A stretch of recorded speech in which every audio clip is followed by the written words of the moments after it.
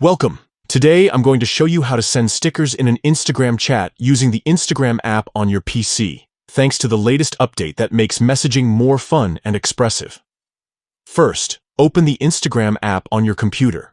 You can do this by either launching the desktop app if you have it installed, or by going to Instagram's website and logging in with your credentials. Once you're logged in, look to the left side of the screen and click on the Messages icon. This icon usually looks like a paper airplane or speech bubble and will take you directly to your direct messages. Next, open the chat where you want to send a sticker. Just click on the conversation to enter the chat window.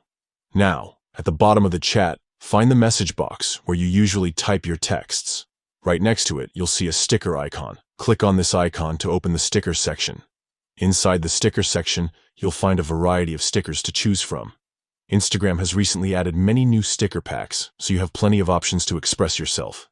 To send a sticker, simply click on the one you want. It will immediately appear in the chat and be sent to your friend or group. And that's it. Sending stickers on Instagram from your PC is quick, easy, and adds a fun, personal touch to your conversations.